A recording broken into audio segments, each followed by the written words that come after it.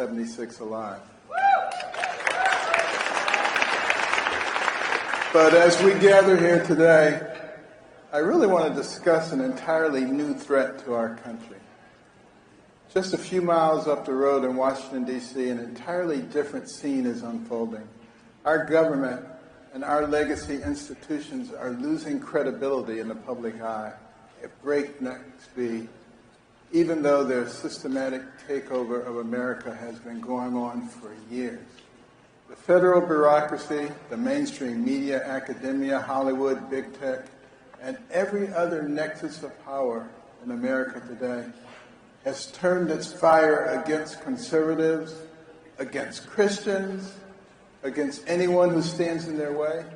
I call this the crisis of legitimacy in the United States government. America was founded on the notion that all political power comes from the consent of the governed, and that sovereignty does not belong to any one official or institution, but it belongs to we, the American people. The reality is that the government in Washington, D.C. no longer represents the people it claims to serve. And it has stopped even pretending to execute the charge laid out by our founders, the protection of life, liberty, and the pursuit of happiness.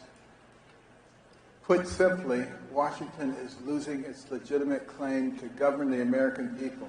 Millions of Americans look around and wonder, what's becoming of their beloved nation?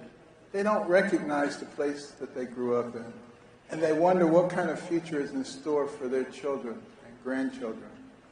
Young men, particularly young white men, aren't signing up in great numbers for military anymore because they don't want to fight for a country that hates them.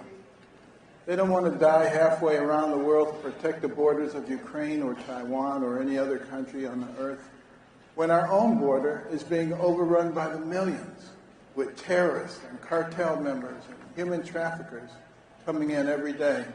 They don't want to join a fighting force that is more concerned with woke activism, gender inclusivity, LGBT issues, than it is with protecting Americans. They don't want to be part of an operation that spends trillions of dollars abroad while the small towns they call home are falling into dissolution and our communities are being ravaged by drugs and depression while their jobs are shipped overseas without a second thought.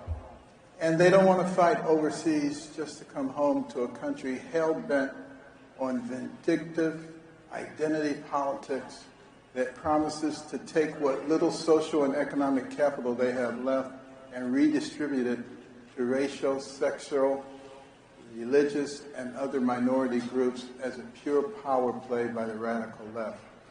Who can blame them? And how long can a country last in that way? It isn't just happening in our military either. As we see every day, virtually every single institutional power in our country has become openly hostile to conservatives, to Christians, to our country's legacy, and even the concept of Western civilization itself. Our education system has been taken over by radicals who push insane political ideologies like CRT, DEI, transgenderism, and more on our poor children, while they no longer even learn basic reading, math, and civics. They come down with the full force of the law when a student tries to open a Bible or say a prayer in school. And they're putting all this stuff over on our young people who have brains that are not fully developed yet. And to take somebody who's curious and impressionable and infect them with these kinds of things is nothing less than child abuse.